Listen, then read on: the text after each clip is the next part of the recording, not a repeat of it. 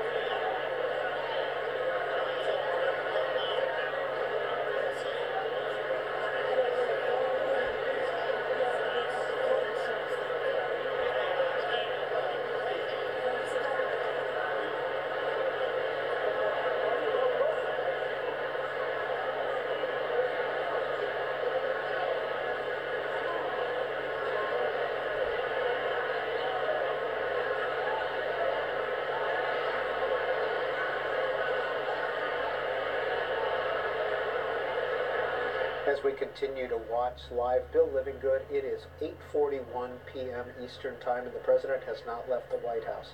Is that late? I think that's probably 5 to 10 minutes delayed. Behind schedule? The Senate is still coming down the aisle. We haven't seen the that's what I was diplomatic watching. corps, or the Senate, or the Cabinet, or anybody else come in yet. Well, it's 1.5 miles from the White House to the Capitol, and he won't have to stop for any red lights. Will they get everybody seated by 9 o'clock, do you think? It's a little difficult. The leadership of the Senate always refers to their job as herding cats, and I think that's probably true at these events And as well. the Speaker can always gavel and say, members and senators, please take your seats. Will they listen to that? Yes, but he has to gavel quite a bit sometimes. Yeah. Okay, all right. There seems to be some protesters along the path here right outside. I think that's down at Independence and 3rd Avenue here in Washington. Outside the building? Well, along the motorcade, Yeah. so I think they'll be... Is that typical? Well, this is an event that's unlike almost anything that the entire government is coming together for. The only other comparable event is the inauguration, which happens every 4 years, or perhaps a state funeral. They all come together, but otherwise, this is a unique moment for the President, the Supreme Court, and the Congress to come. So protesters will try to take advantage of it as well as others. The gentlewoman from Washington, Ms. McMorris Rogers. The gentleman from Ohio, Mr. Stiver. The gentleman from Indiana, Mr. Messer. The gentleman from Georgia, Mr. Collins. The gentleman from Missouri, Mr. Smith. The gentlewoman from California, Ms. Pelosi. The gentleman from Maryland, Mr. Hoyer. The gentleman from South Carolina, Mr. Clyburn. The gentleman from New York, Mr. Crowley. The gentlewoman from California, Ms. Sanchez. The gentlewoman from Illinois, Ms. Bustos. And the gentleman from Kentucky, Mr. Yarma. President of the Senate, in the direction of that body, appoints the following senators. Hey everyone, sorry, I'm back. On the part of the Senate to escort the President of the United States into the House. If you're just joining us, this is my live reaction to Herr Comrade Adolf Trumpler, Adolf Trumpler's State of the Union speech, and you know, let's count how many lies he does, and count how many you know, Senator from New York, Mr. everything. Schumer. So Senator from Washington, Mrs. Murray. The Senator from Michigan, Ms. Stabenow. the senator from Minnesota, Ms. Klobuchar, the senator from West Virginia, Mr. Manchin, and the senator from Wisconsin, Ms. Baldwin. The members of the escort committee will exit the chambers and lobby doors.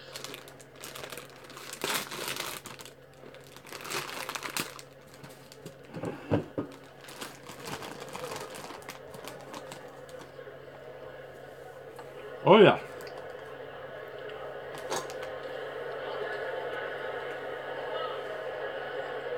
Big time live. Bill Livingood, the escort committee, what is their role? Is it an honorific? They go into the holding room where the president is, and they have anywhere from 5 to 15 minutes, depending on the schedule. And here goes the president out of the White House. And then, 45. Go ahead and share my video. Or her down the hall into the chamber with the sergeant-at-arms leading, both sergeant-at-arms. And then they will hold while the sergeant-at-arms make the announcement, and then they'll escort him to the podium. Yes. Is there small talk going on? If anyone's wondering, among the escort I'm watching C-SPAN. president? Yes, there is some. Because Don Ritchie, Nancy Pelosi, Patty Murray, Charles Schumer, not exactly fans of the president. Well, this is an occasion in which politics is put aside for a bit. And this is a point we're talking about the government, and the president is filling a constitutional role to deliver this. And so it's not a particularly partisan moment. I agree with Don, because I was there every time. Oh, thank you. So, Bill Livingood, the president's just departing the White House. It's 8:46. As you mentioned, it's only a mile and a half and no stopping for lights. Are you alerted at this point? Well, you're still standing at the door at this point, Yes. correct? That's correct. All right. How long will it take to get the president from the door on the east front of the Capitol to the House chamber or to the holding room? He goes to the To the speaker's holding room, correct? Which is close, That's correct. close meet to the House escort chamber. committee. Close to the House chamber. Yeah, it takes about 12 minutes. And I was going to say probably the most elaborate entrance of a president was Franklin Roosevelt, who was paralyzed from the waist down from his polio. And so he would have to come in through a certain entrance to get an elevator to go up to the next floor, and they would bring him into the chamber with a whole series of potted plants to disguise his disability, because Roosevelt gave the illusion of walking when he was moving, and then really did not promote the idea that he was unable to walk, and did very successfully until his very last speech to the Congress, in which he apologized and sat at a table at the front of the House chamber and said that the 10 pounds of heavy metal on his legs had worn him down, and that was a very dramatic moment of Roosevelt acknowledging his disability. that was only 3 months, less than 3 months before his death, correct? When did the idea of having the opposition party do a response begin? Representative Joe Kennedy will be in Fall River, Massachusetts tonight doing that. It came up in the 1960s. I'll be right back, folks. The television was broadcasting the State of the Union, and there was a sense that the president was getting the entire show. Oh, and the of rest course, the they Congress would be there. To be able to respond, the minority party. And basically Senator Everett Dirksen and Congressman Gerald Ford then gave the first response by the minority party. And ever since then, each time anybody's been in the minority, they have appointed someone or some group of people to make the response. It is not a very easy assignment to get. You're more often criticized than praised for giving the opposition speech. People remember anything that goes wrong with it. And there's almost no format that has worked satisfactorily. So almost everyone is a little different than the one before. Now, the president's motorcade is coming up along where we saw the protesters earlier. Yeah. From a Secret Service perspective, Bill Livingood, and from a Capitol security perspective, is this a high alert night? Certainly. Because, just as Don mentioned, you've got all the big leaders of this country, all their guests, and what better place than right here where everybody's gathered to protest, so everybody can see them. even if they can't see them protesting an individual, they're protesting the Capitol. See the Capitol in the background. Would an event like this, does the State of the Union become a line item in your Sergeant-at-Arms budget? Of course. What did it cost? Do you remember any of the costs? No, I don't. I don't really remember. But we work in, there's Kathleen. Now, who is Kathleen? Joyce from my office, or my ex-office, and does most of the introductions except for the president. Now, the This is an diplomatic corps excellent coming in, individual. what's the protocol for entering? There is a seniority among the there's the Yeah. veteran, the dean of the diplomatic corps, The gentleman yes, probably who came right. right after Kathleen? the one who's Yeah, been here and in then service they line up longest, right? According to their senior. And do they have their own holding room as well at the Do Capitol? have a little bit. And it looks like the First Lady is about to enter. Let's go ahead and watch. It is, when everybody is in there, you've seen over the years, it gets packed. Yeah. We used to have to cut out people because they were taking all the steps, and you have an emergency, people couldn't get out. So we had to clear enough of those areas. That didn't always sit well. That didn't go well, did it? But they understand after you explain it.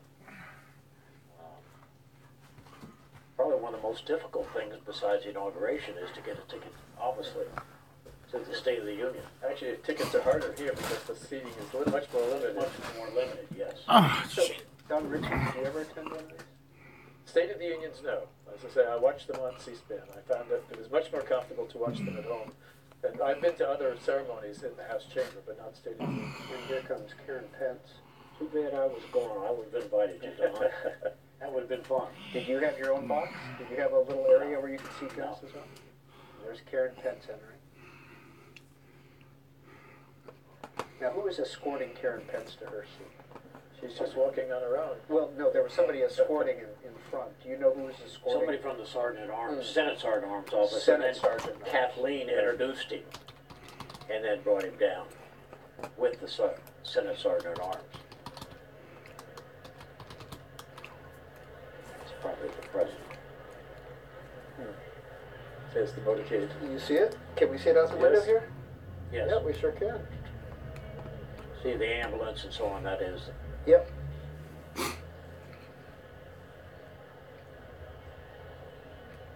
Remember, there was the night that George H.W. Bush arrived and they couldn't get the metal stanchion to come down to allow. That's right. So he had to drive around the block. Yeah, come in the other side on the House side. So.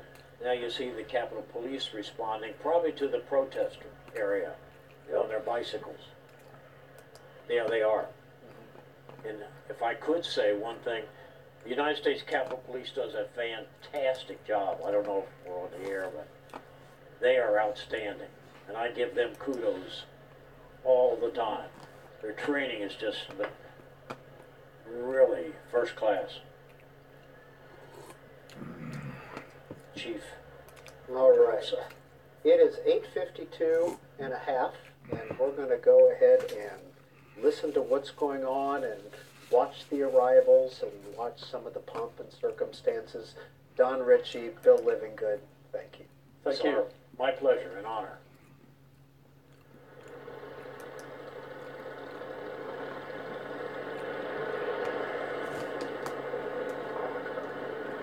Hello. For those of you just joining, this is my video live reaction of Air Comrade Adolf Trumpler's State of the Union speech. Let's see how many lives it's going to do. How many times he bashes the Democrats, bashes the press, and bashes everyone else. So, I know I said I wanted to boycott it and watch American President, but I figured, hey, I could do a live reaction video. We can all chat. I'm watching C-SPAN right now. I'm also broadcasting live on YouTube. No one there, but hey, you never know.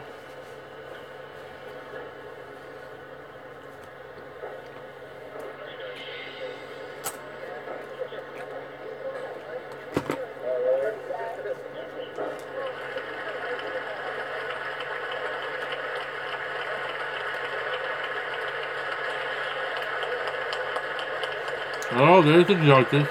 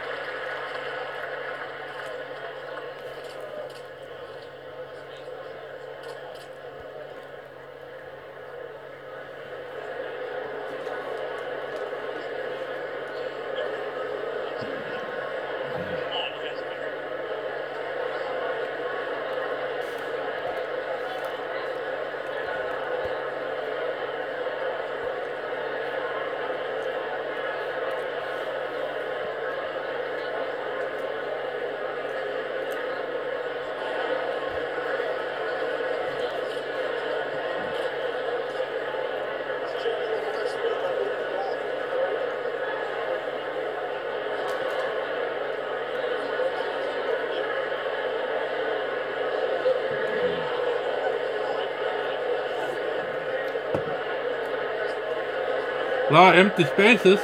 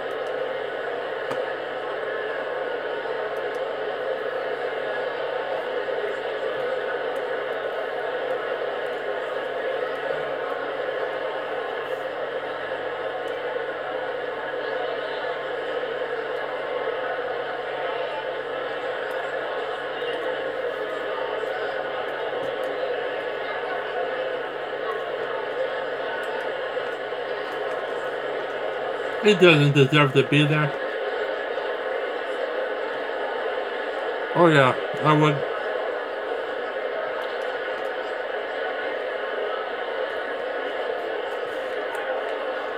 I hope someone flat out calls him a liar.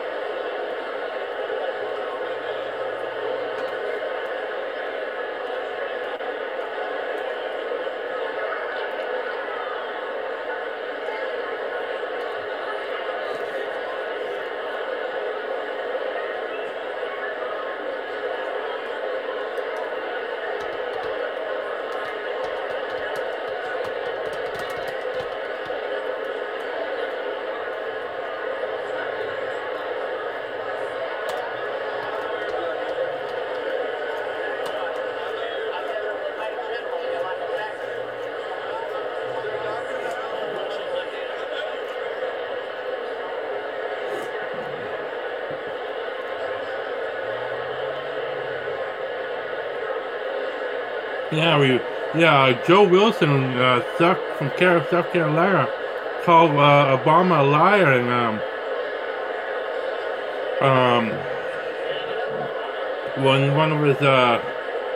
one of Obama's State of the Union. So I'm hoping someone calls Trump a liar.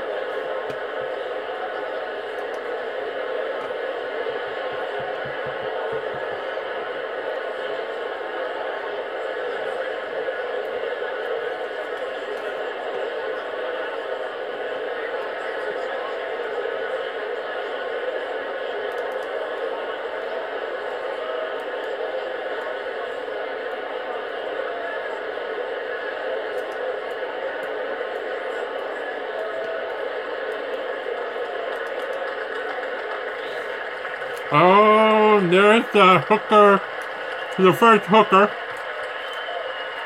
the first gold digger. Melania Hooker Trump.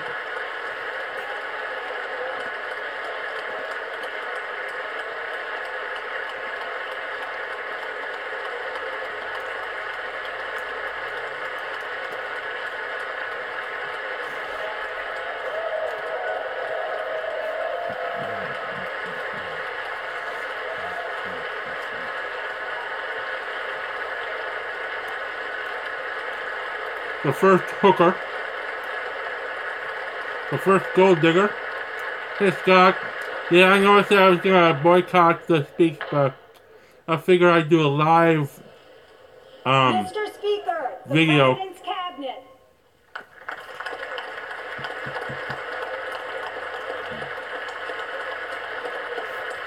Rich, super rich, rich. All of his cabinet are all rich white guys from Goldman Sachs who paid to be on his cabinet.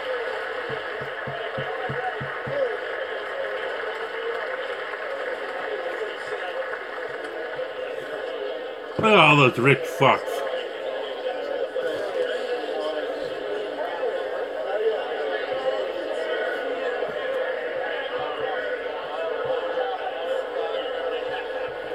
Oh shit, Betsy DeVos is there, damn it.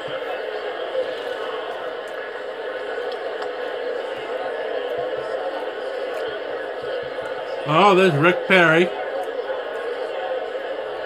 Betsy DeVos, the worst pick ever for education secretary. Yeah.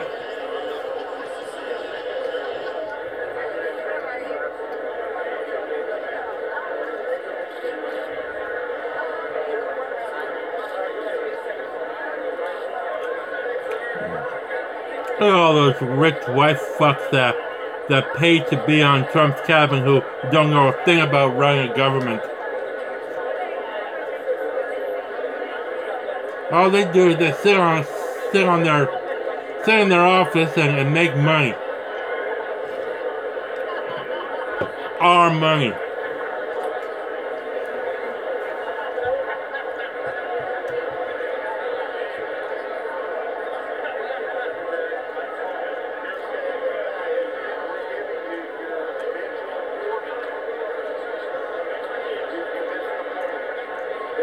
Yep. Trump drained the swamp, alright, and put in more sewer wells. Oh, there's Nikki Haley. There's Nikki Haley, who supposedly had an affair with Donald. Oh, there's Ben Carson.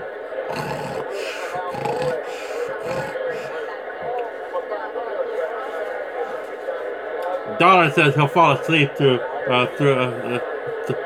the first 5 minutes of the speech. Oh, and there's Linda McMahon, Vince McMahon's wife.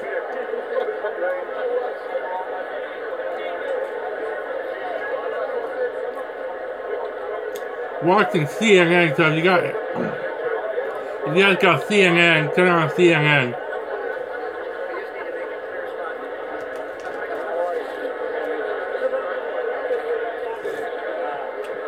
Nikki Haley's terrible too. She's basically the bully of the UN now.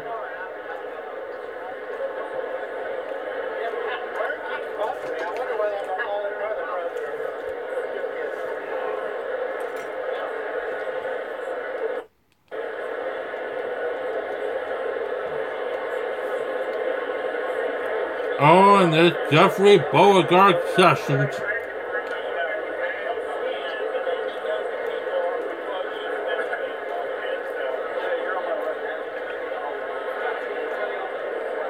Fox News.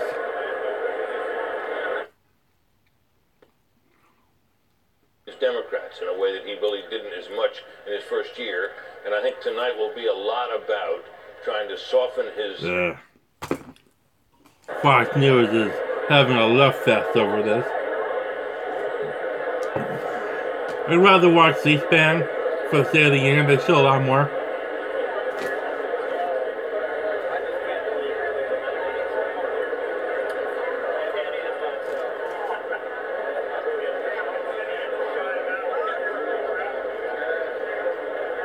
Oh, there's Paul Ryan. I cannot stand Paul Ryan.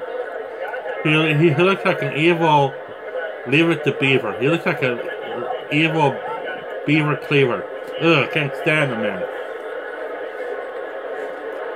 It's like an evil cross between Leave it to Beaver and Mr. Rogers. I can't stand them.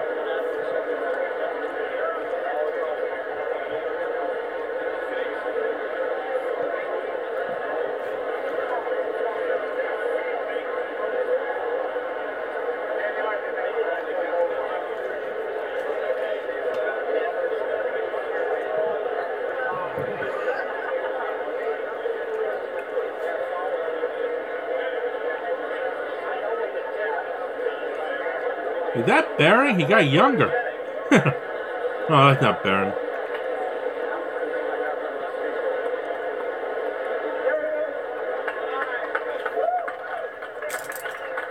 Mr. Speaker, the President of the United States. Mr. Speaker, the arrogant, ignorant son of a bitch, lying son of a bitch, asshole, homophobe, transphobe, Cheeto, thin-skinned, asshole, son of a bitch, fake President Donald Trump.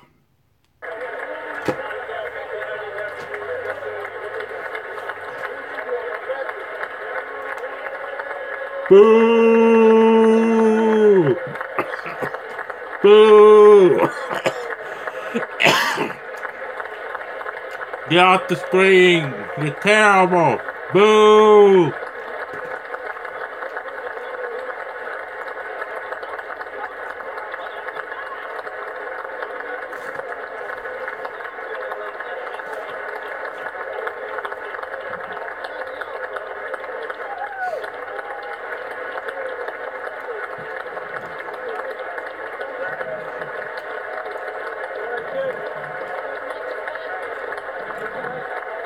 I wish someone would rip that hair off him.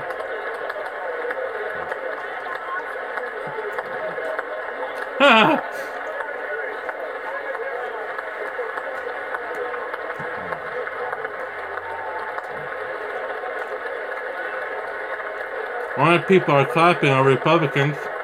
None of the... Oh, you can see how pissed the Democrats are. Pissed and disgusted. Rapist in chief, liar in chief, thin-skinned crybaby in chief.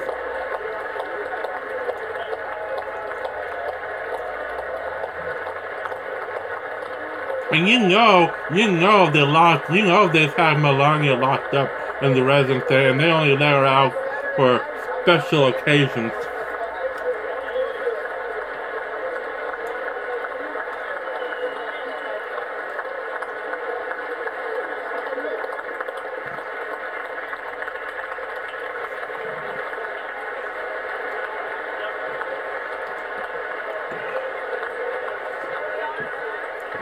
I wonder who the...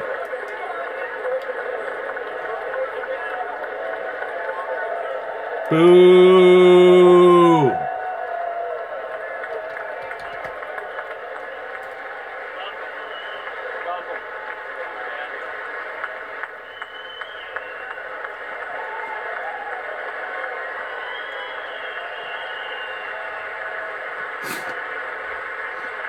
Oh, those rich white fucks.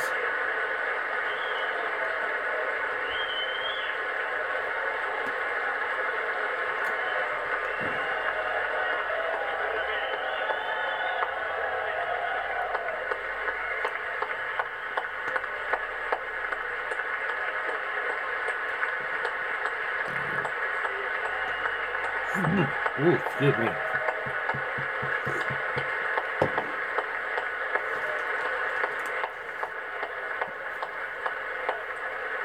Surprised it didn't come out to their Apprentice theme.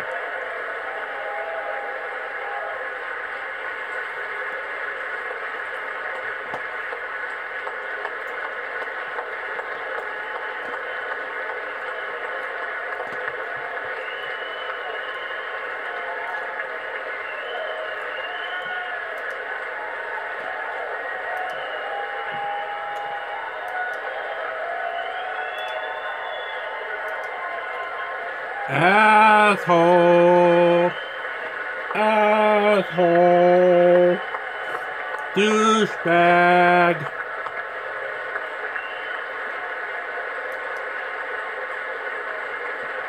Melania does not look happy for some reason.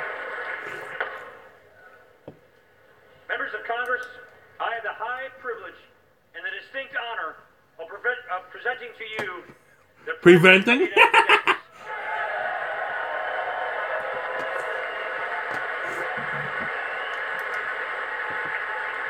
Asshole. Asshole mio. Asshole mio.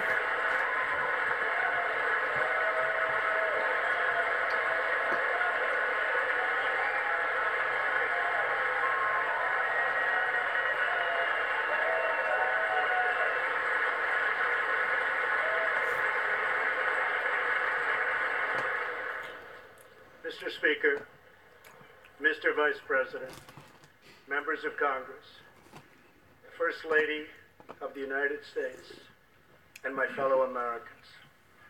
Less than 1 year has passed since I first stood at this podium in this majestic chamber to speak on behalf of the American people and to address their concerns, their hopes, and their dreams. You mean the rich white American That people? night, our new administration had already taken very swift action.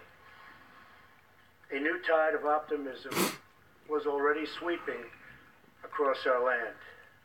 Each day since, we have gone forward with a clear vision and a righteous mission Righteous to my make ass. America great again for all Americans. All Americans except for anyone rich, white, and Christian, you mean? Yeah. Rich, white, gay, and rich, white, straight, and Christian, you mean? Yeah. The rest of the country, it sucks for us.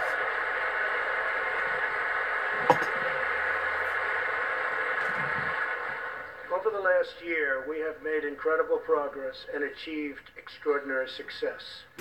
We have faced challenges we expected and others we could never have imagined. We have shared in the heights of victory and the pains of hardship. We have endured floods and fires and storms. But through it all, we have seen the beauty of America's soul and the steel in America's spine. Each test has forged new American heroes to remind us who we are and show us what we can be.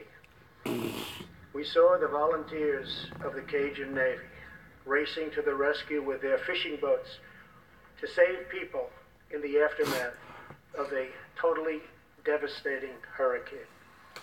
We saw strangers shielding strangers from a hail of gunfire. Yeah, and today you ordered FEMA to not give any more help and to Puerto Rico, and Puerto Rico's still suffering. Here tonight in the gallery with Melania.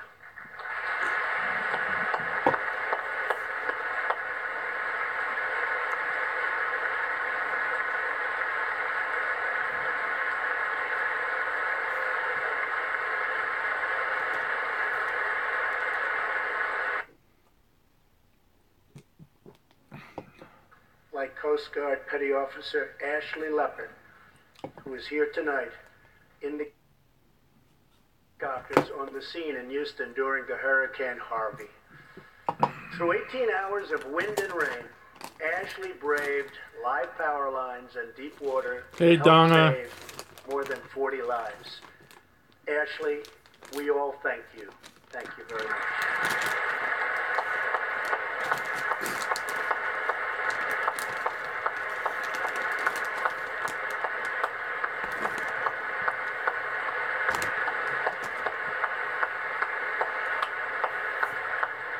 What an asshole.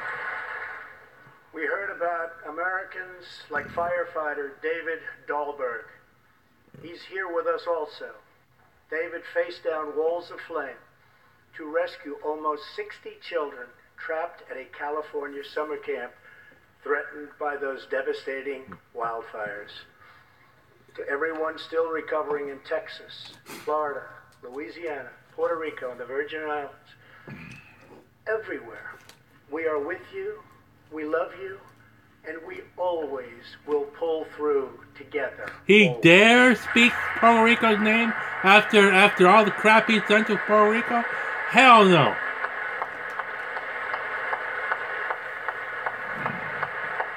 He doesn't care about Puerto Rico.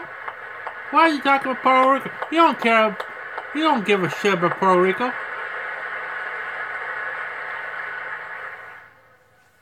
Thank you to David and the brave people of California. Thank you very much, David.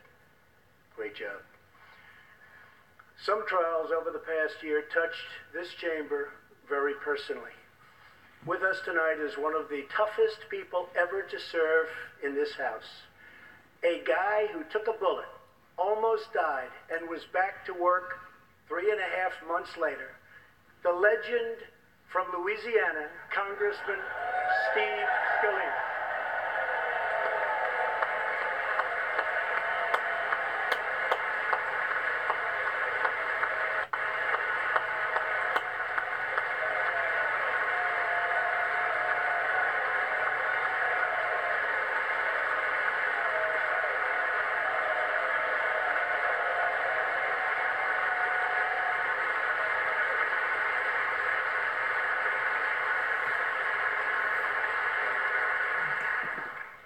I think they like you. Well, I guarantee you, if that was a Democrat We're incredibly grateful for the heroic Congressman, efforts of the Capitol Police Trump wouldn't be talking about the him. Alexandria Police, and the doctors, nurses, and paramedics who saved his life and the lives of many others, some in this room.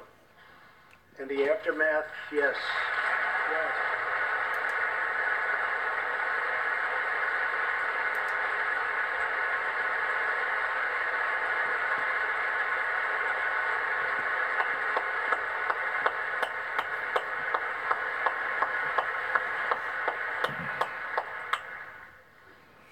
In the aftermath of that terrible shooting, we came together, not as Republicans or Democrats, but as representatives of the people.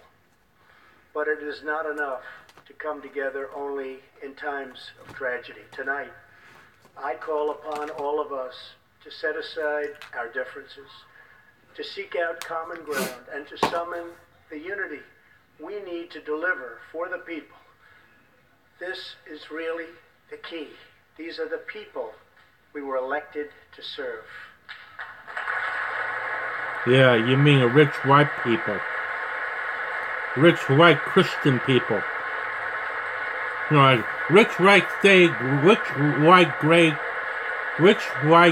straight, Christian people. Everyone else, forget about them, right? Over the last year, the world has seen what we always knew, that no people on earth are so fearless or daring or determined as Americans. If there is a mountain, we climb it. If there's a frontier, we cross it. If there's a challenge, we tame it. If there's an opportunity, we seize it. So let's begin tonight by recognizing that the state of our union is strong because our people are strong. No, it's not. The state of the union sucks because you're the president.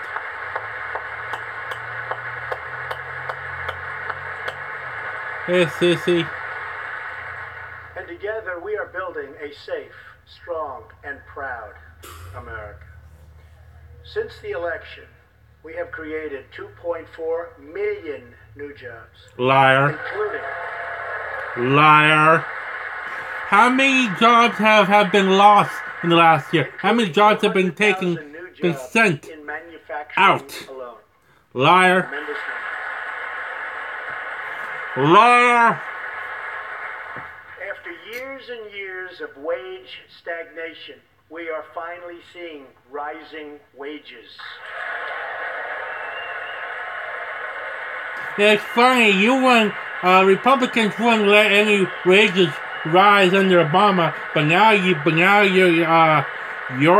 you're raising minimum wage. Unemployment claims have hit a 45-year low. Liar again. That's because of Obama, you fucking Something I'm idiot. very proud of. African American unemployment stands at the lowest rate ever recorded. That's a lie.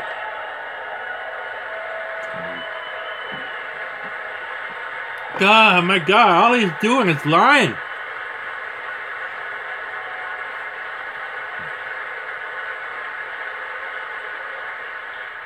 And Hispanic American unemployment has also reached the lowest levels in history.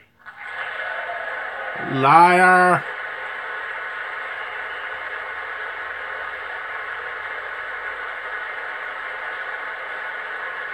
Small business confidence is at an all-time high. The stock market has smashed one record after another, gaining $8 trillion and more in value in just this short period of time. The great news...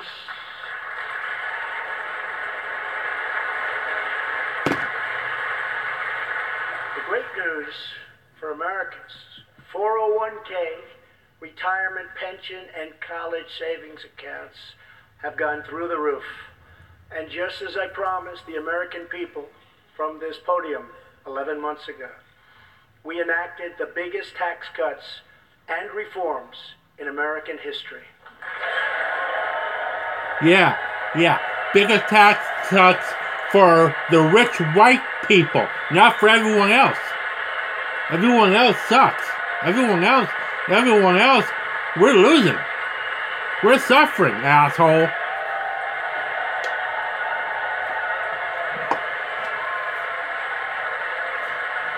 You notice he always faces that side. He doesn't face the other Our side. massive tax cuts provide tremendous relief for the middle class and small business. Bullshit. To lower tax rates for hardworking Americans, we nearly doubled the standard deduction for everyone. Bullshit. Now the first $24,000 earned by a married couple is completely tax-free.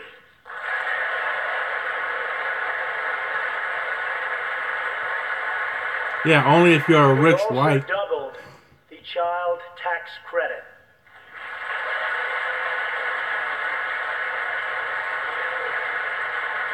A typical family of four making $75,000 will see their tax bill reduced by $2,000, slashing their tax bill in half. For my phone there.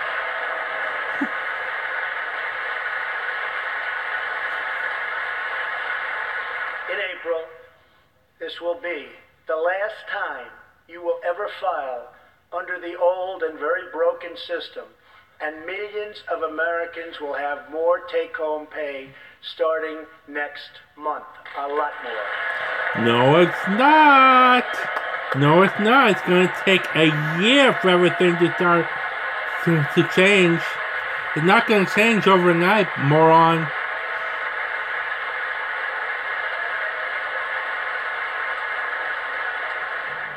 We eliminated an especially cruel tax that fell mostly on Americans, making less than $50,000 a year, forcing them to pay tremendous penalties simply because they couldn't afford government-ordered health plans. We repealed the core of the disastrous Obamacare. The individual mandate Obama, is not now Obama. gone. Yeah, how many of those? How many people are losing their health care, asshole?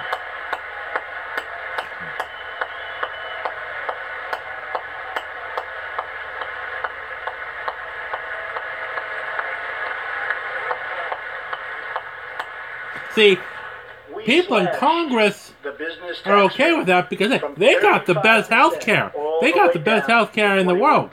The rest of us... American companies can compete and win against anyone else anywhere in the world.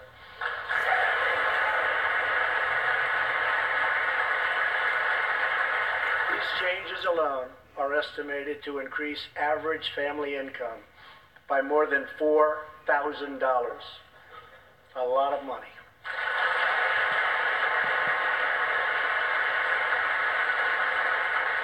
Small businesses have also received a massive tax cut and can now deduct Define 20% small of their business. business income. Here tonight are Steve Staub and Sandy Keplinger of Staub Manufacturing, a small, beautiful business in Ohio. They've just finished the best year in their 20-year history.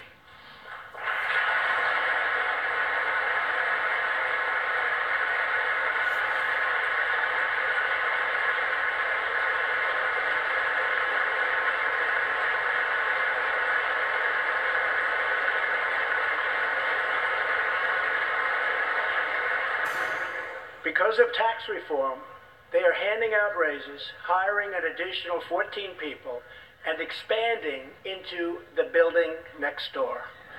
Good feeling.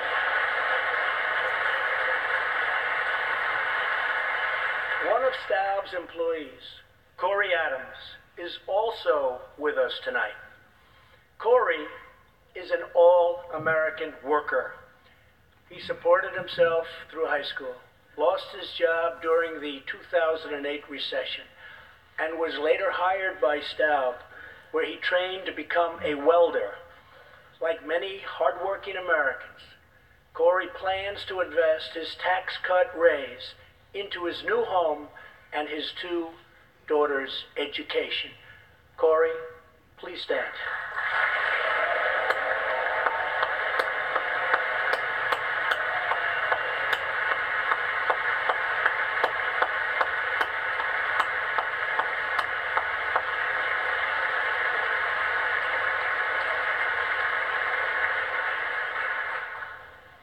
And he's a great welder. I was told that by the man that owns that company that's doing so well. So congratulations, Corey. Since we passed tax cuts, roughly 3 million workers have already gotten tax cut bonuses. Many of them thousands and thousands of dollars per worker, and it's getting more every month, every week. Apple has just announced it plans to invest a total of $350 billion in America and hire another 20,000 workers. Why don't you talk about the companies that just laid off a whole bunch of people, or the companies that sent their workers out of the country, or sent their work out of the country? Since you took office, asshole. And just a little while ago, ExxonMobil announced a $50 billion investment in the United States. Just a little while ago. How do you invest in the United States? You don't invest in the U.S. This, in fact, is our new American moment. There has never been a better time to start living the American dream. So, to every citizen watching at home, unless you're a dreamer. No matter where you've been or where you've come from, this is your time. If you work hard, if you believe in yourself, if you believe in America. Yeah, what about all those people who have been here for 20 plus years, who you're sending away because they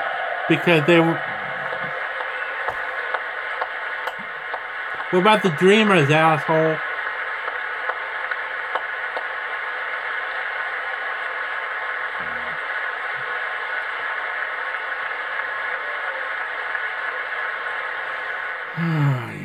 Tonight, I want to talk about what kind of future we're going to have and what kind of a nation we're going to be.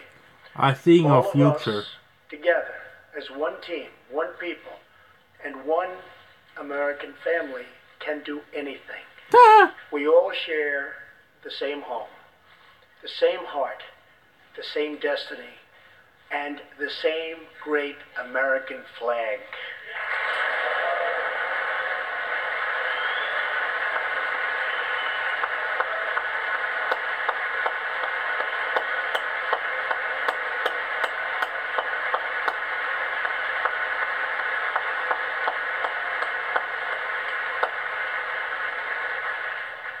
Together, we are rediscovering the American way. In America, we know that faith and family, not government and bureaucracy, are the center of American life. Wrong. The motto is "In God We Trust." Which God? Which God?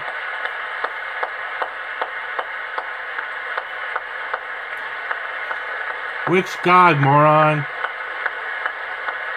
I wish someone would ask him which God. And we celebrate our police, our military, and our amazing veterans as heroes who deserve our total and unwavering support.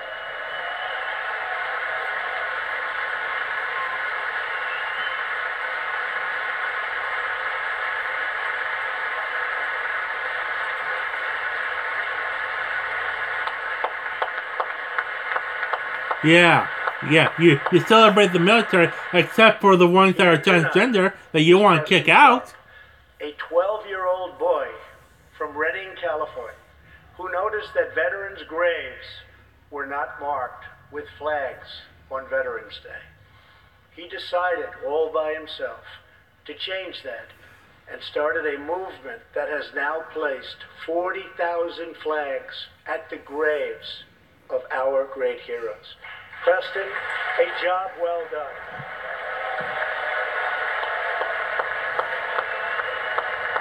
That poor kid being used as a prop.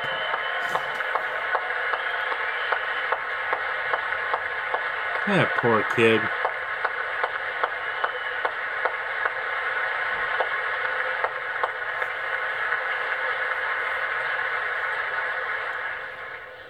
Young patriots like Preston teach all of us about our civic duty as Americans.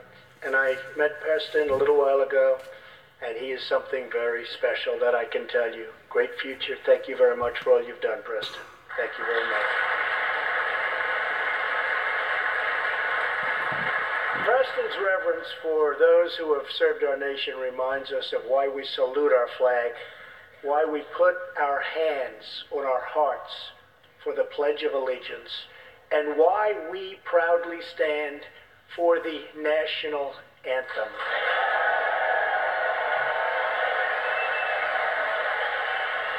Oh, you're gonna make a big thing about that, huh? Ay.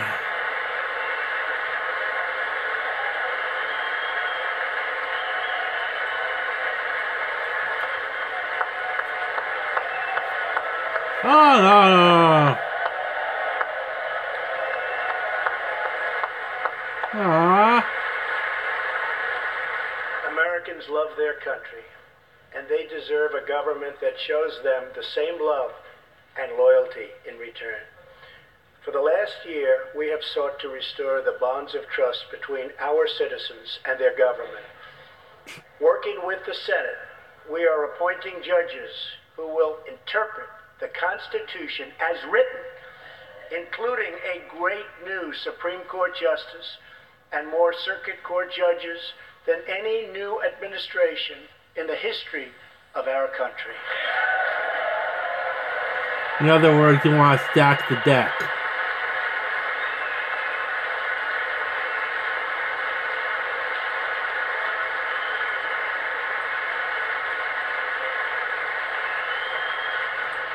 We are totally defending our Second Amendment and have taken historic actions to protect religious liberty. One, you want to protect the Second Amendment. How many people have been shot? What about the Las Vegas? Religious liberty. Which religion are you talking about? You can't put one religion above all the others. Brave veterans, including giving our veterans choice in their health care decisions.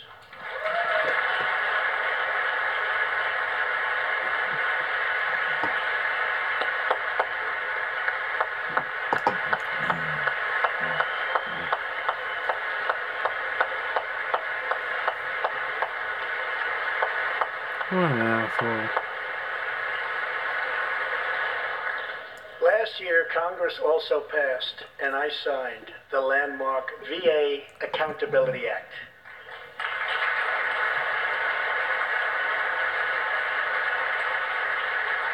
Since its passage, my administration has already removed more than 1,500 VA employees who failed to give our veterans the care they deserve.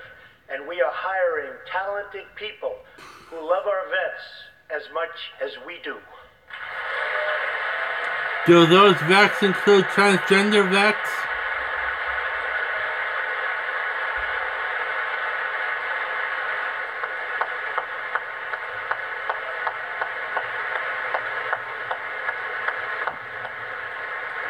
And I will not stop until our veterans are properly taken care of, which has been my promise to them from the very beginning of this great journey.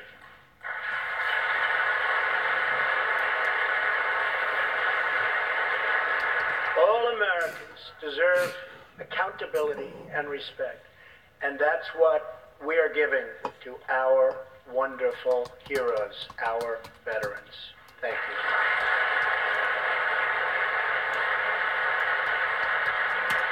So tonight I call on Congress to empower every cabinet secretary with the authority to reward good workers and to remove federal employees who undermine the public trust or fail the American people.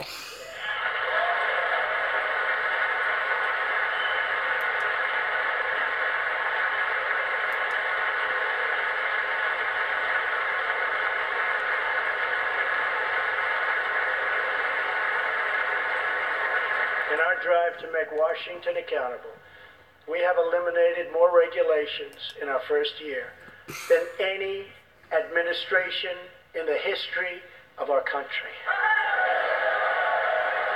We need those regulations, moron. You're stripping away regulations that we need.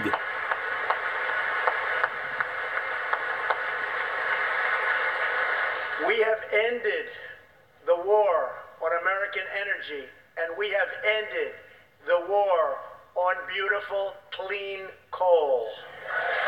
Coal isn't clean. Does he even know what clean coal is? There was no war on clean coal. We are now very proudly an exporter of energy to the world. Yeah, exporter of our energy to the world. None of the U.S. gets that energy. I halted government mandates that crippled America's great, beautiful auto workers so that we can get Motor City revving its engines again. And that's what's happening. Oh my God.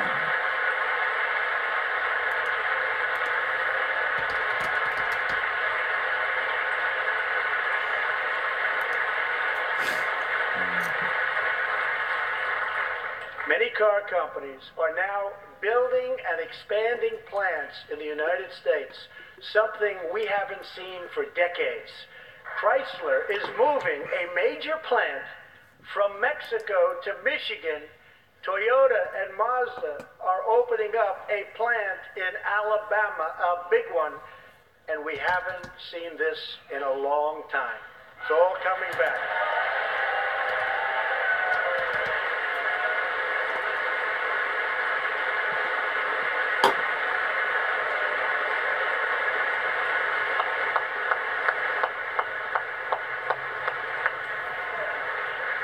Very soon, auto plants and other plants will be opening up all over our country.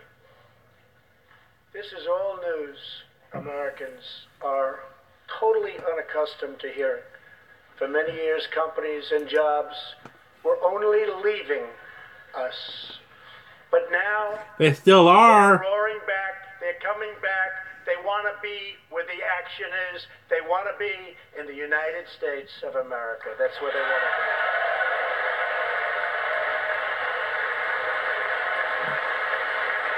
be. Look at all those rich white fucks.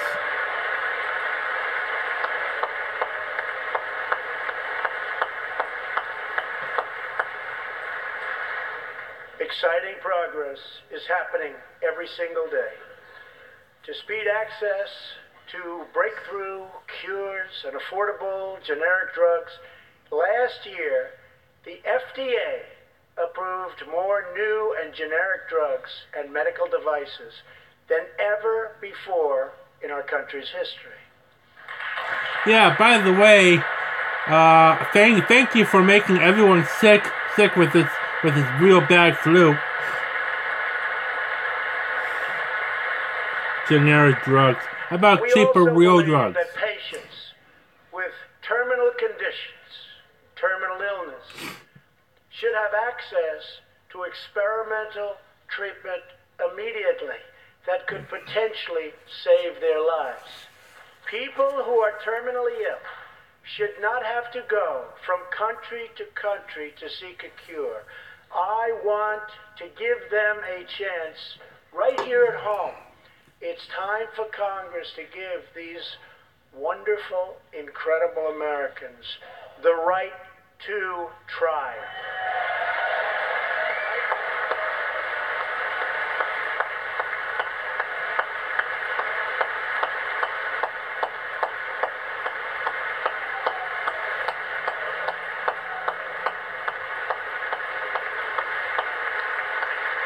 Look at all those rich white fucks. One of my greatest priorities is to reduce the price of prescription drugs.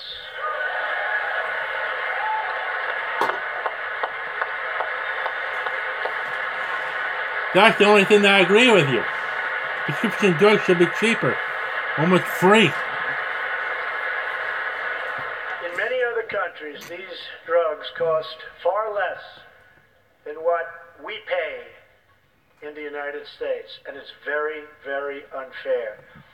That is why I've directed my administration to make fixing the injustice of high drug prices one of my top priorities for the year.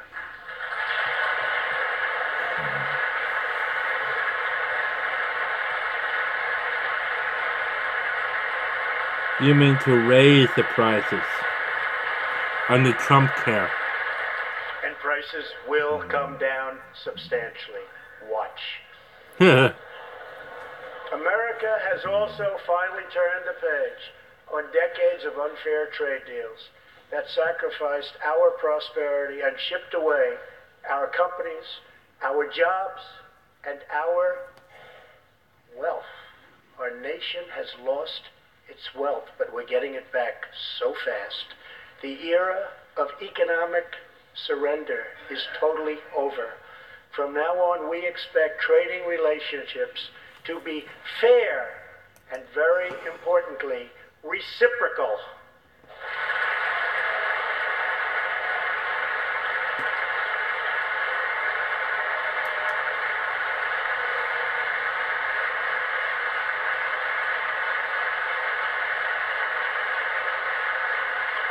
We will work to fix bad trade deals and negotiate new ones, and they'll be good ones, but they'll be fair.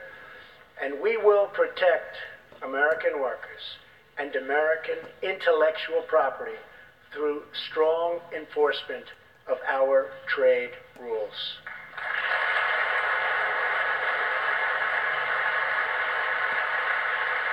As we rebuild our industries, it is also time to rebuild our crumbling infrastructure. Yeah, okay. How come you Republic fucks want to fix the infrastructure now, but back when Obama was president, you wouldn't do it? America is a nation of builders. We built the Empire State Building in just 1 year. Isn't it a disgrace that it can now take 10 years just to get a minor permit approved for the building of a simple road? Because we need studies done, because we want to make sure the road isn't going to hurt anything or anyone. Both parties to come together to give Moron. us safe, fast, reliable, and modern infrastructure that our economy needs and our people deserve. He doesn't get it. He just doesn't get it. And it's sad. calling on Congress to produce a bill that generates at least $1.5 trillion for the new infrastructure investment that our country so desperately needs. 1.5 trillion? Every federal dollar. Where is that going to come from? With state and local governments, and where appropriate, tapping into private sector investment to permanently fix the infrastructure deficit. Where is that 1.5 trillion going to come from? I'll tell you what's going to come from. Social Security, food stamps, and all the other programs that people need. Any bill. And I'll tell you that $1.5 trillion is not going to go to his wall. Approval process. Getting it down to no more than 2 years, and perhaps even 1. Together, we can reclaim our great building heritage. No, he just wants to cut corners on roads and bridges. So, and what happens when you cut corners? We will build things happen. Gleaming new roads, bridges, highways, railways. Gleaming new roads. all across our land. And we will do it with American heart, American hands, and American grit. You don't want to build gleaming roads, new roads, or real good roads. There's a difference there. Gleaming new roads means you cut the corners. We want every American to know the dignity of a hard day's work. We want every child to be safe in their home at night. And we want every citizen to be proud of this land that we all love so much. We can lift our citizens I want to be proud of a land from dependence with a president that is an asshole. and from poverty to prosperity. As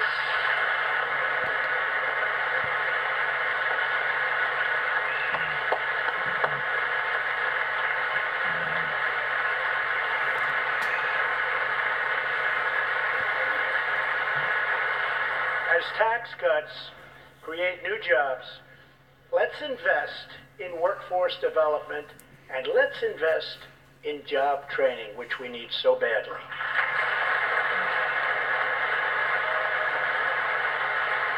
Okay, I can see that, but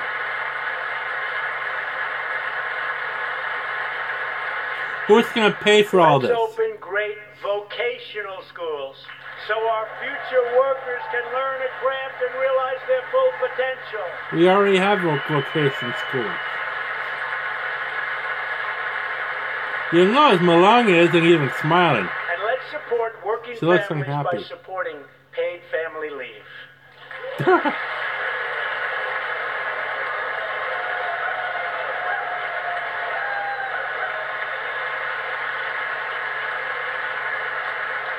As America regains its strength, opportunity must be extended to all citizens.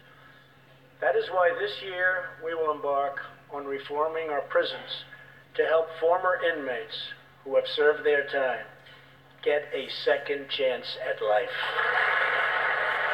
They already do! My God! Oh.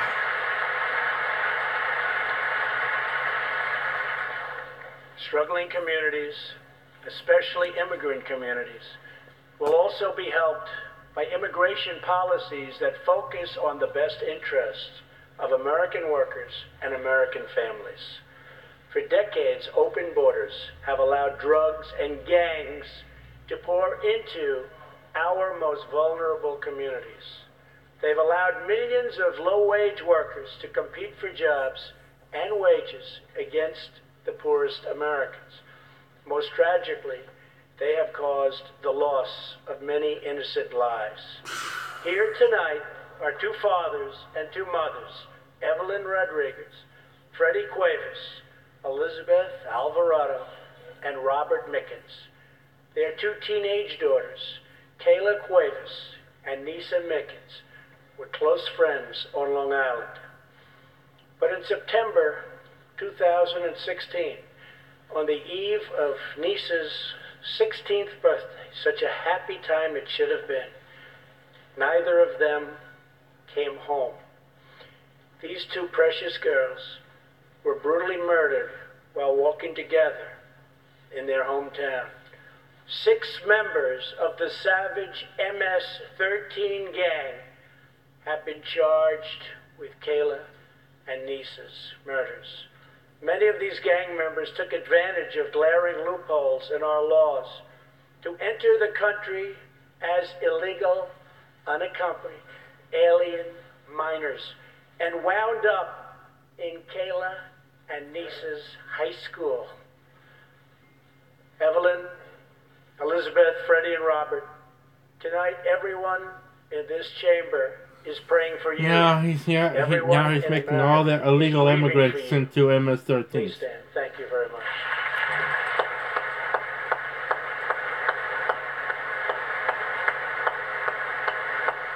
Using them as a political prop for hate. Now it's saying basically all the dreamers are all going to be MS-13 gang members. Nothing but hate from this man.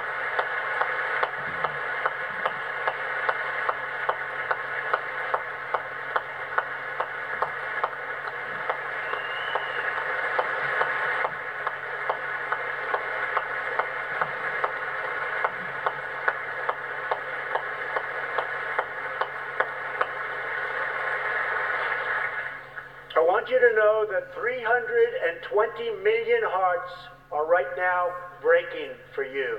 We love you. Thank you.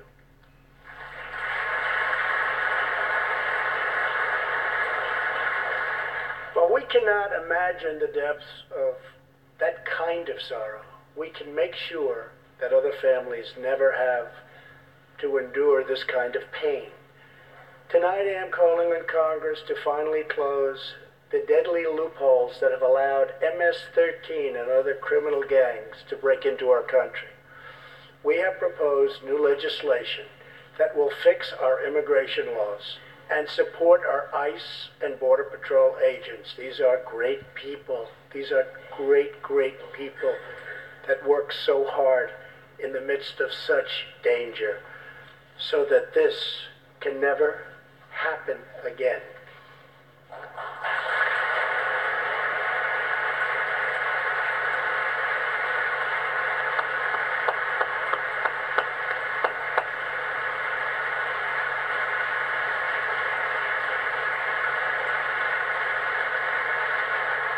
The United States is a compassionate nation.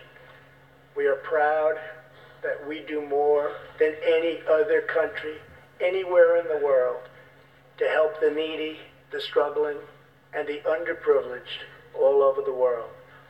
But as President of the United States, my highest loyalty, my greatest compassion, my constant concern is for America's children, America's struggling workers, and America's forgotten communities. I want our youth to grow up, to achieve great things. I want our poor to have their chance to rise. So tonight I am extending an open hand to work with members of both parties, Democrats and Republicans, to protect our citizens of every background, color, religion, and creed.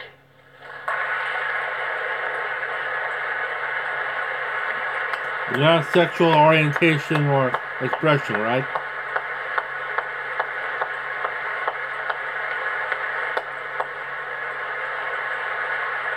My duty and the sacred duty of every elected official in this chamber is to defend Americans, to protect their safety, their families, their communities, and their right to the American dream.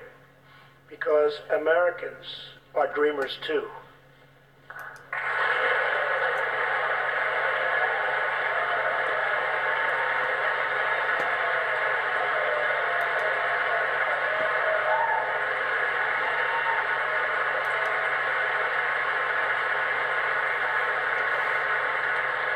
Here tonight is one leader in the effort to defend our country, Homeland Security Investigation Special Agent Celestino Martinez. He goes by DJ and CJ. He said, call me either one. So we'll call you CJ. Served 15 years in the Air Force before becoming an ICE agent and spending the last 15 years fighting gang violence and getting dangerous criminals off of our streets. Tough job. At one point, MS-13 leaders ordered CJ's murder, and they wanted it to happen quickly. But he did not cave to threats or to fear. Last May, he commanded an operation to track down gang members on Long Island. His team has arrested nearly 400, including more than 220 MS-13 gang members. And I have to tell you, what the Border Patrol and ICE have done, we have sent thousands and thousands and thousands of MS-13 horrible people out of this country or into our prisons. So I just want to congratulate you, CJ. You're a brave guy. Thank you very much.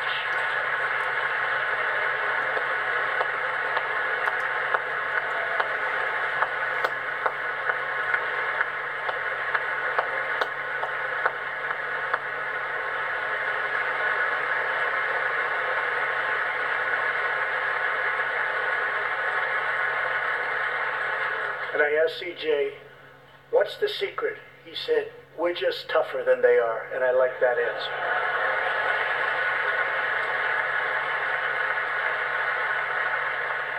Now let's get Congress to send you and all of the people in this great chamber have to do it. We have no choice. CJ, we're going to send you reinforcements, and we're going to send them to you quickly. It's what you do.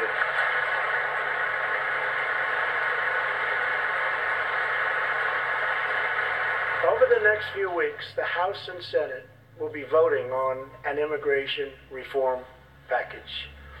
In recent months, my administration has met extensively with both Democrats and Republicans to craft a bipartisan approach to immigration reform. Based on these discussions, we presented Congress with a detailed proposal that should be supported by both parties as a fair compromise, one where nobody gets everything they want, but where our country gets the critical reforms it needs and must have.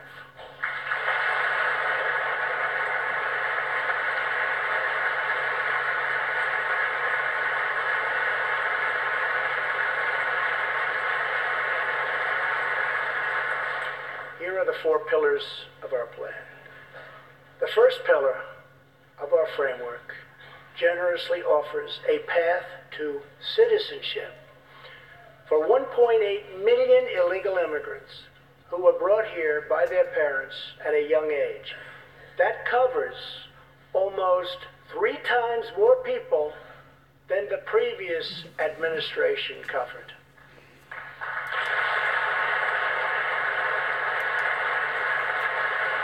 Under our plan, those who meet education and work requirements and show good moral character will be able to become full citizens of the United States over a 12-year period.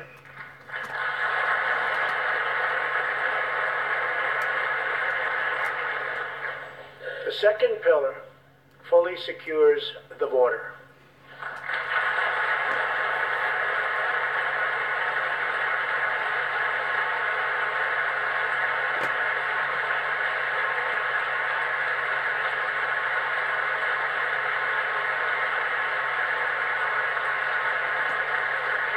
That means building a great wall on the southern border, and it means hiring more heroes like CJ to keep our communities safe.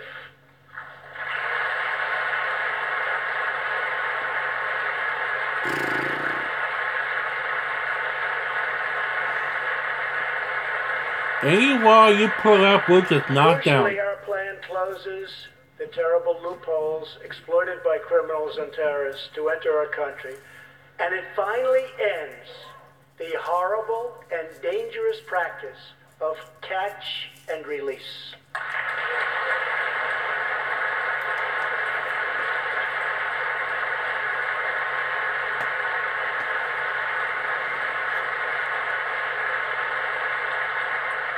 third pillar ends the visa lottery, a program that randomly hands out green cards without any regard for skill, merit, or the safety of American people.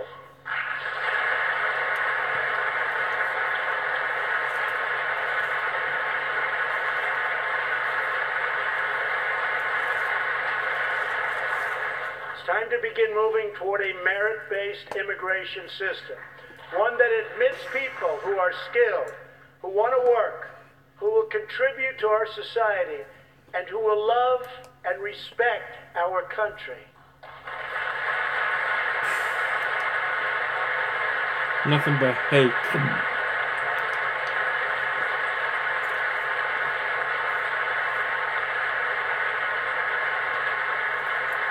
The fourth and final pillar protects the nuclear family by ending chain migration.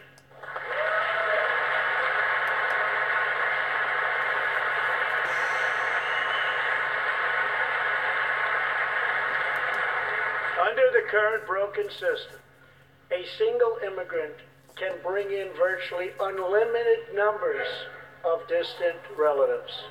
Under our plan, we focus on the immediate family by limiting sponsorships to spouses and minor children.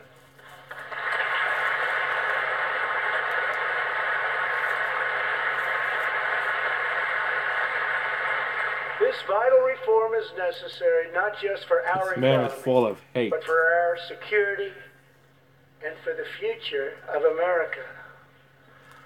In recent weeks, 2 terrorist attacks in New York were made possible by the visa lottery and chain migration. What In the terrorist age of attacks in terrorism, New York? these programs present risks we can just no longer afford. What? It's time to reform. Wait, what terrorist attacks in New York? These outdated immigration rules and finally bring our immigration system into the 21st century.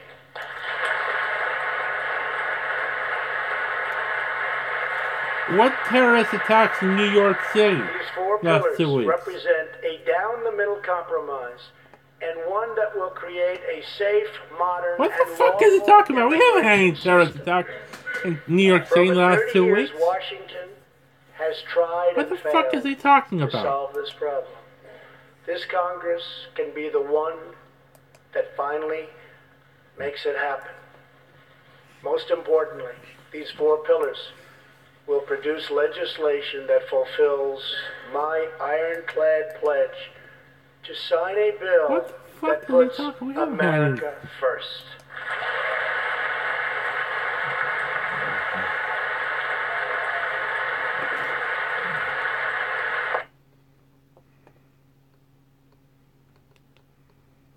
System. For over 30 years, Washington has tried and failed to solve this problem. This Congress can be the one that finally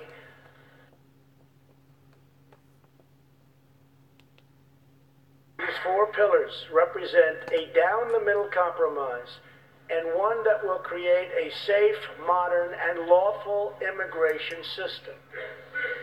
For over 30 years, Washington, like it is now, it is terrible. We have to do something about it.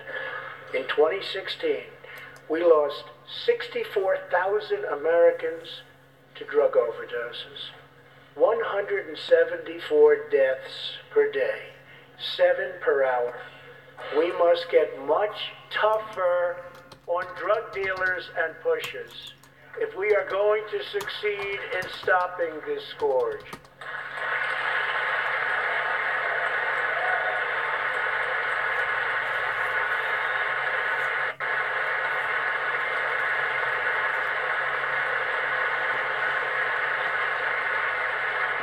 My administration is committed to fighting the drug epidemic and helping get treatment for those in need, for those who have been so terribly hurt.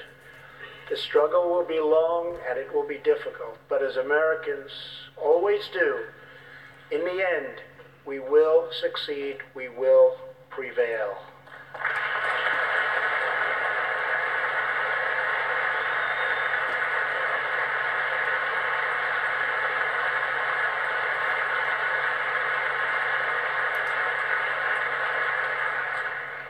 As we have seen tonight, the most difficult challenges bring out the best in America. We see a vivid expression of this truth in the story of the Holetz family of New Mexico. Ryan Holetz is 27 years old, an officer with the Albuquerque Police Department. He's here tonight with his wife, Rebecca.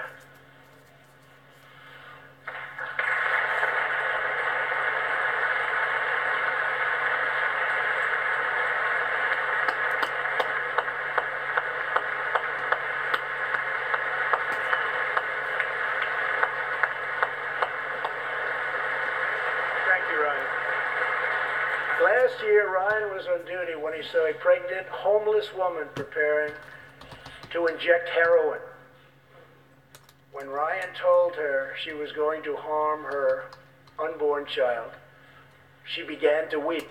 She told him she didn't know where to turn, but badly wanted a safe home for her baby. In that moment, Ryan said he felt God speak to him. "You will do it. Because you can." He heard those words. He took out a picture of his wife and their 4 kids. Then he went home to tell his wife, Rebecca. In an instant, she agreed to adopt. The Holetz named their new daughter Hope. Ryan and Rebecca, you embody the goodness of our nation. Thank you.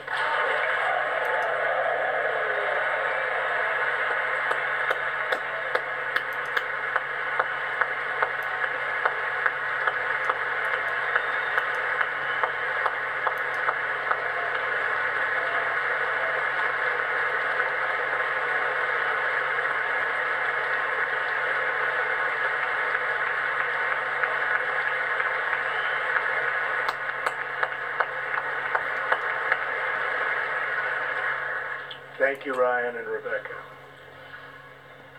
As we rebuild America's strength and confidence at home, we are also restoring our strength and standing abroad. Around the world, we face rogue regimes, terrorist groups, and rivals like China and Russia that challenge our interests, our economy, and our values. In confronting these horrible dangers, we know that weakness is the surest path to conflict, and unmatched power is the surest means to our true and great defense.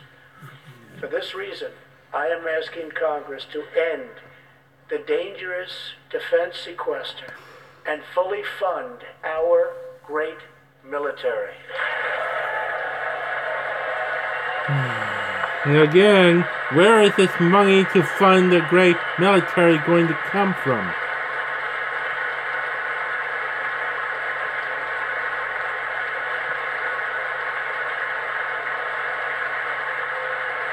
And again, peace to superior firepower does not work. Modernize and rebuild our nuclear arsenal. Oh, hopefully God. never having to use it, but making it so strong and so powerful that it will deter any acts of aggression by any other nation or anyone else.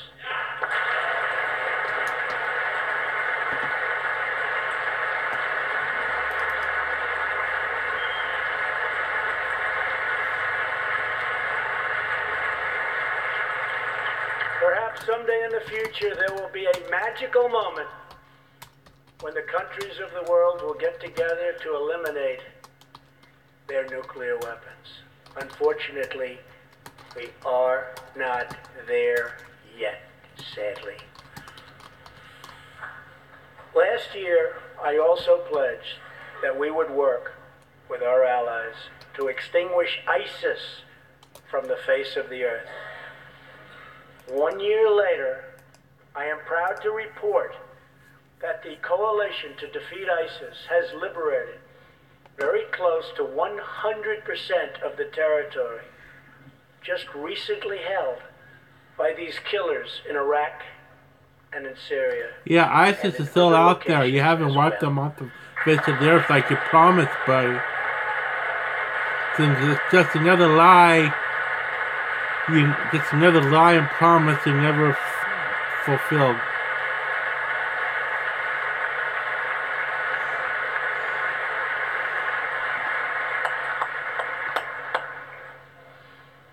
But there is much more work to be done.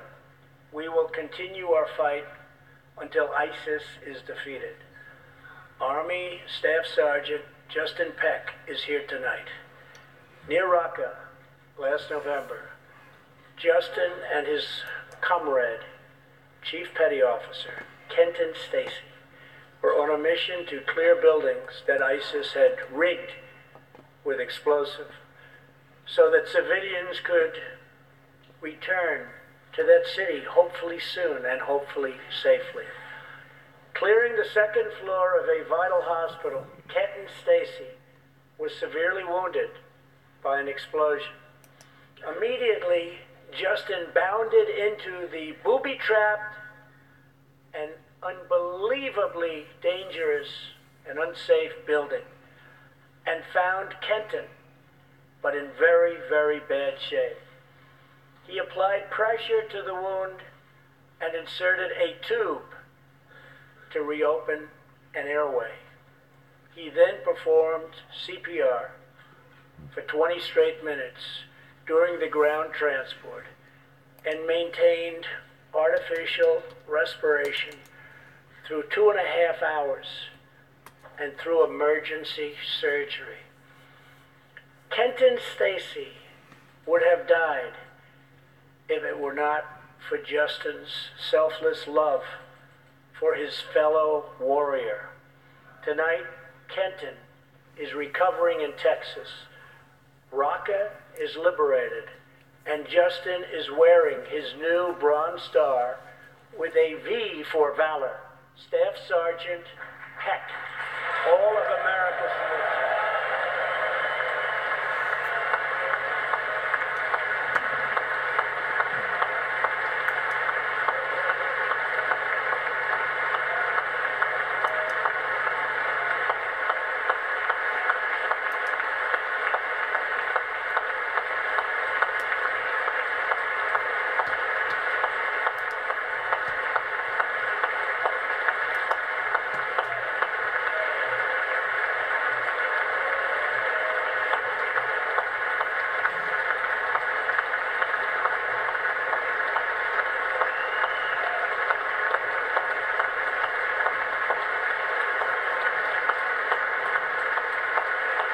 you. Making me fall asleep. Like how boring he is. Terrorists who do things like place bombs in civilian hospitals are evil. When possible, we have no choice but to annihilate them. When necessary, we must be able to detain and question them. But we must be clear. Terrorists are not merely criminals. They are unlawful enemy combatants.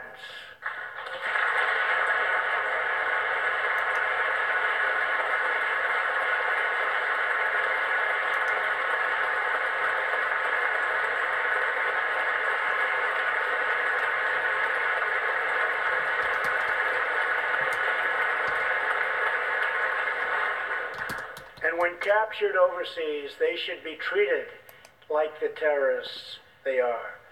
In the past, we have foolishly released hundreds and hundreds of dangerous terrorists, only to meet them again on the battlefield, including the ISIS leader, al-Baghdadi, who we captured, who we had, who we released.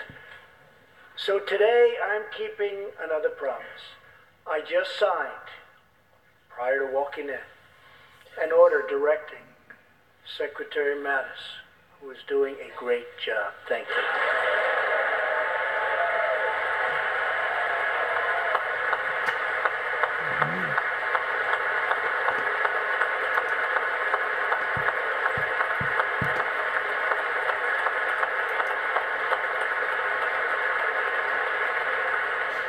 to re-examine our military detention policy and to keep open the detention facilities in Guantanamo Bay.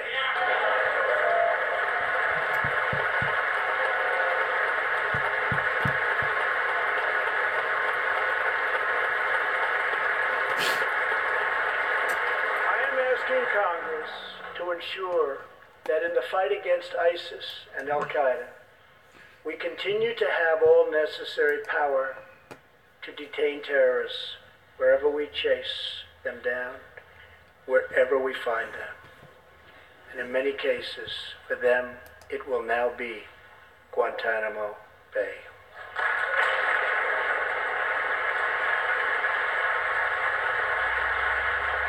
At the same time, as of a few months ago, our warriors in Afghanistan have new rules of engagement.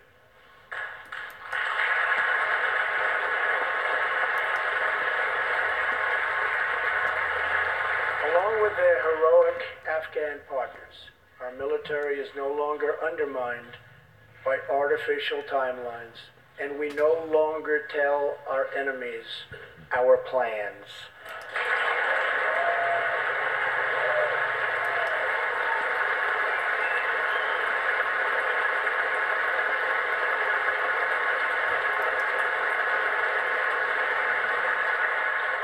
Last month, I also took an action endorsed unanimously by the U.S. Senate just months before.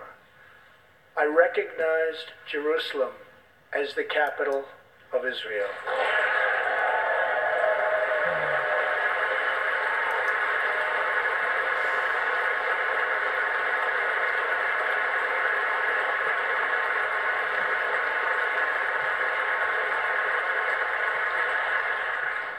Shortly afterwards, dozens of countries voted in the United Nations General Assembly against America's sovereign right to make this decision.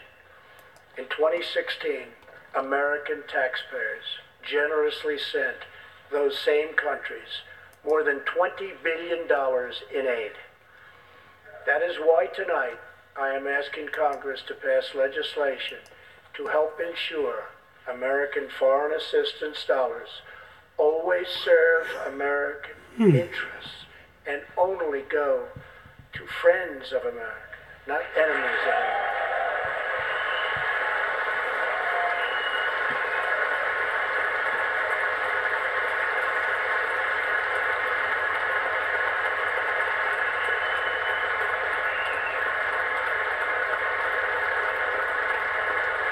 As we strengthen friendships all around the world, we are also restoring clarity about our adversaries. When the people of Iran rose up against the crimes of their corrupt dictatorship, I did not stay silent. America stands with the people of Iran in their courageous struggle for freedom.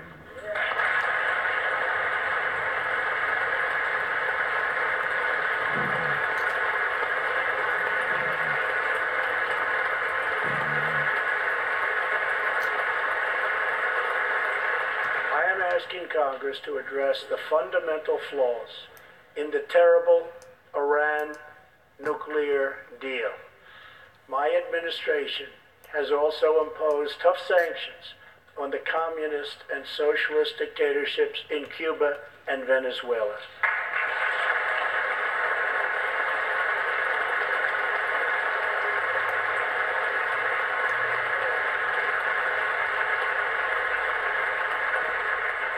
But no regime has oppressed its own citizens more totally or brutally than the cruel dictatorship in North Korea.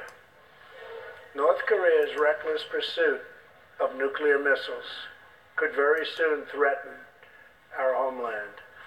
We are waging a campaign of maximum pressure to prevent that from ever happening.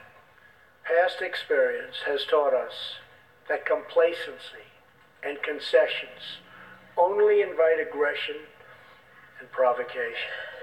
I will not repeat the mistakes of past administrations that got us into this very dangerous position.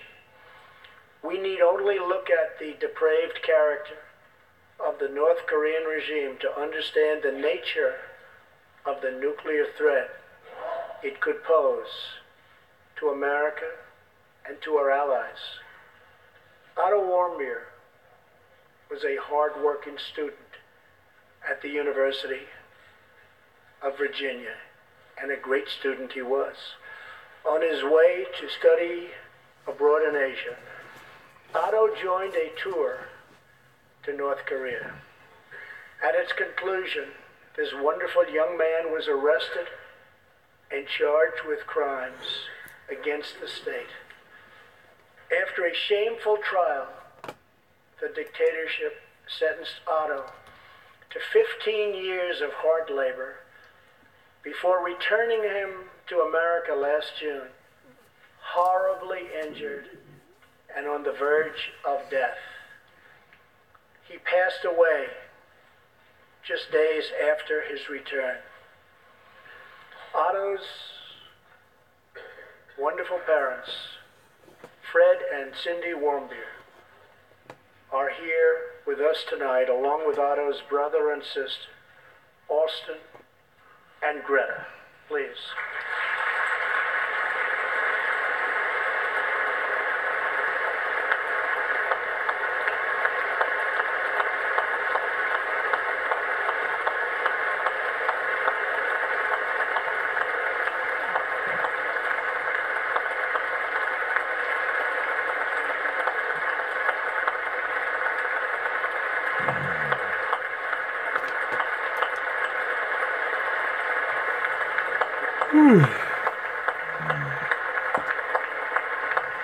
How long has he been talking?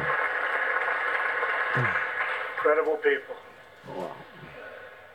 You are powerful witnesses to a menace that threatens our world, and your strength truly inspires us all. Thank you very much. Thank you.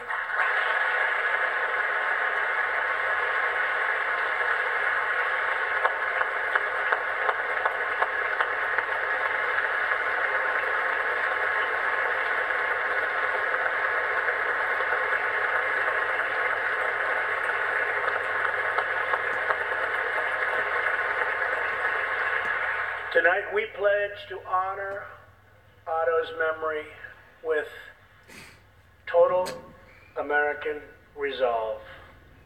Thank you. Finally,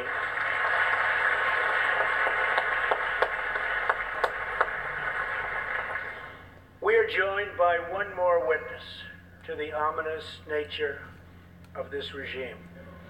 His name is Mr. Ji Sung-ho. In 1996, Sung-ho was a starving boy in North Korea.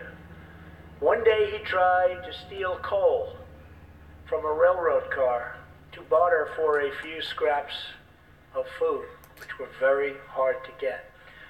In the process, he passed out on the train tracks, exhausted from hunger. He woke up as a train ran over his limbs. He then endured multiple amputations without anything to dull the pain or the hurt. His brother and sister gave what little food they had to help him recover and ate dirt themselves, permanently stunting their own growth. Later, he was tortured by North Korean authorities after returning from a brief visit to China. His tormentors wanted to know if he'd met any Christians. He had, and he resolved after that to be free. Sung-ho traveled thousands of miles on crutches all across China and Southeast Asia to freedom. Most of his family followed. His father was caught trying to escape and was tortured to death. Today he lives in Seoul, where he rescues other defectors and broadcasts into North Korea what the regime fears most, the truth.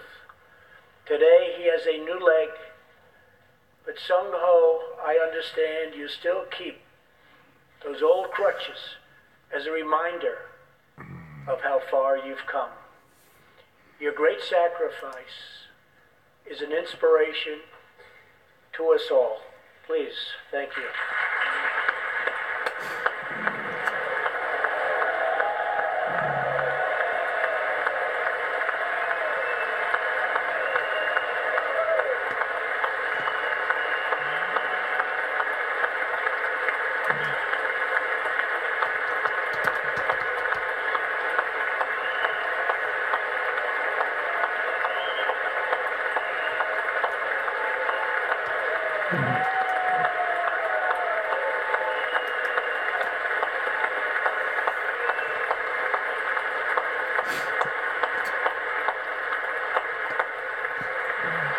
Sung-Ho's story is a testament to the yearning of every human soul to live in freedom. It was that same yearning for freedom that nearly 250 years ago gave birth to a special place called America. It was a small cluster of colonies caught between a great ocean and a vast wilderness. It was home to an incredible people with a revolutionary idea that they could rule themselves, that they could chart their own destiny, and that together they could light up the entire world. That is what our country has always been about. That is what Americans have always stood for, always strived for, and always done. Atop the dome of this Capitol stands the Statue of Freedom. She stands tall and dignified among the monuments to our ancestors who fought and lived and died to protect her. Monuments to Washington and Jefferson and Lincoln and King. Memorials to the heroes of Yorktown and Saratoga, to young Americans who shed their blood on the shores of Normandy and the fields beyond, and others who went down in the waters of the Pacific and the skies all over Asia. And freedom stands tall over one more monument, this one. This Capitol, this living monument, this is the monument to the American people.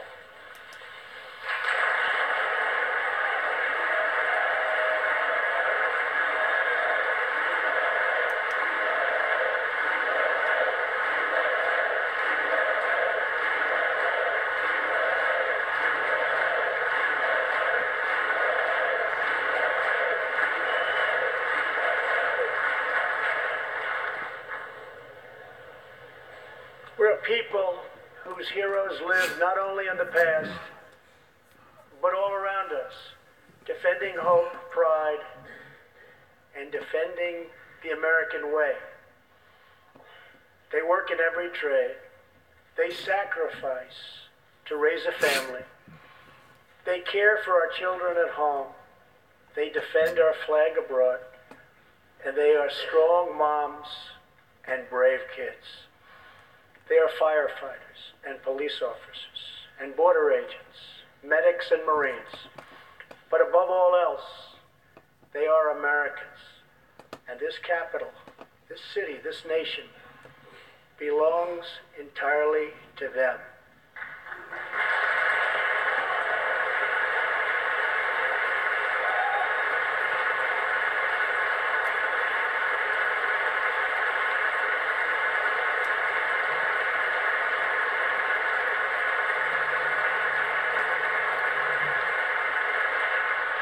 Our task is to respect them, to listen to them, to serve them, to protect them, and to always be worthy of them.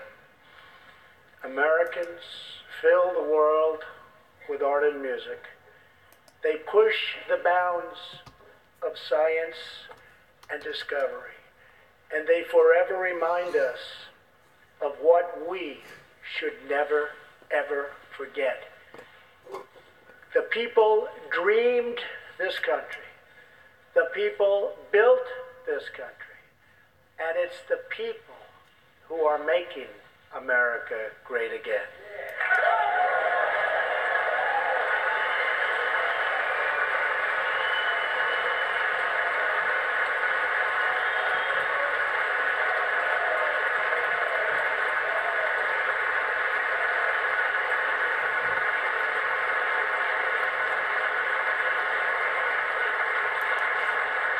As long as we are proud of who we are and what we are fighting for, there is nothing we cannot achieve. As long as we have confidence in our values, faith in our citizens, and trust in our God, we will never fail. Our families will thrive, our people will prosper, and our nation will forever be safe and strong and proud and mighty and free. Thank you, and God bless America. Good night.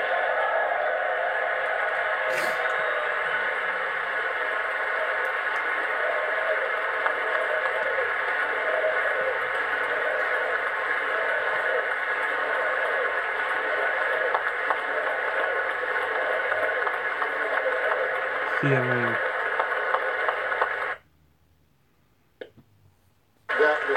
Well, let's put aside for 1 second the parts of the speech that everyone in the world likes, the inspirational stories of Americans and the calls to unity and the beautiful prose that was in the speech. And let's just talk about the actual policies that he's talking about, because that's really the focus of this Congress and whether or not people can get behind it.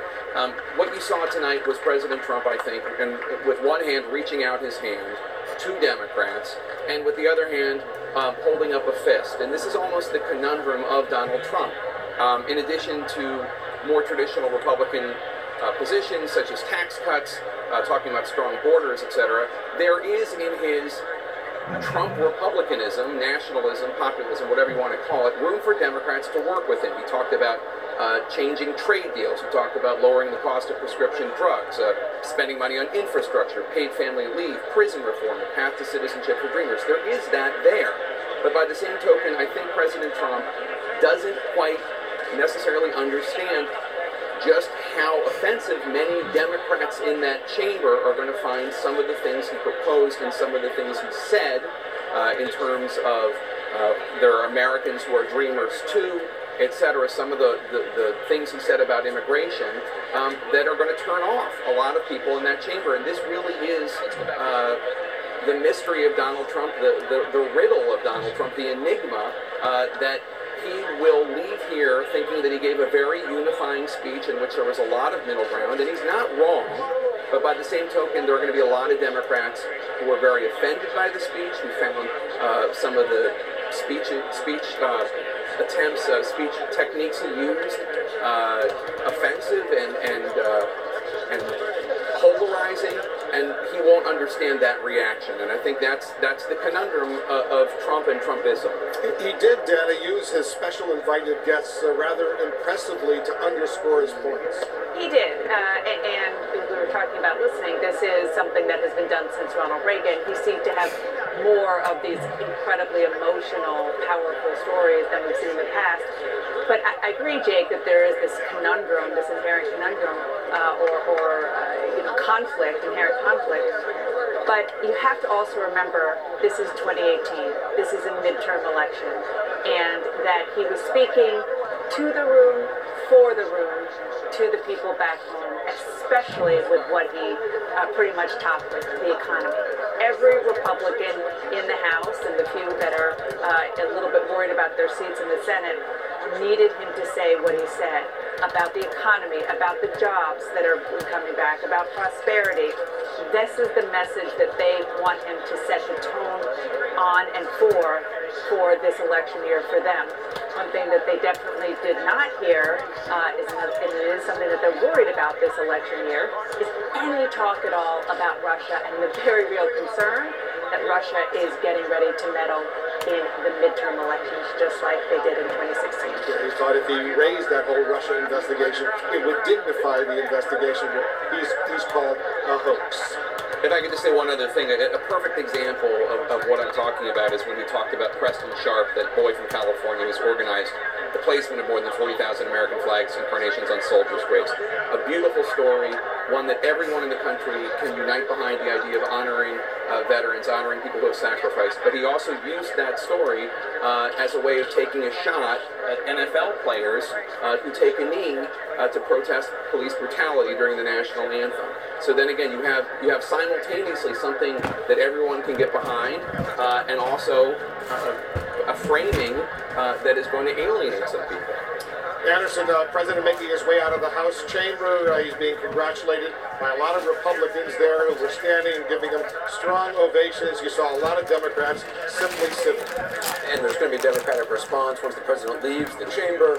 Several minutes later, there'll be a Democratic response from Congressman Joe Kennedy III. We'll obviously bring that to you live. Let's get some quick takes from our reporters and analysts. Gloria Borger. Well, I want to echo something that Jake said, because on the one hand, the speech could be kind of sunny and moving when you talked about some of the anecdotes and the people who were in that gallery, and then he would turn quite quickly to America First, to saying Americans are dreamers too, to policies that are quite divisive. And I think he's gotten a little more adept at doing this, and we see that in this speech. But I think the question that people will have is, what's going to happen tomorrow? Who is Donald Trump going to be? And my producer, Brian Rokas, came up with this, which is that after the president gave his joint address on February 28th, last year, which a lot of people thought was great, on March 4th, he tweeted about Obama wiretapping him in Trump Tower, and he lost all of that goodwill very quickly. So we're going to have to see how this plays out. But there's a lot in there that, particularly on immigration, it didn't seem to me like he was extending much of an olive branch to Democrats. Well, I mean, I agree with what's been said. I think that there was a lot of frilly embroidery around some very familiar themes. And the things that were most memorable about that speech will be his language around immigration,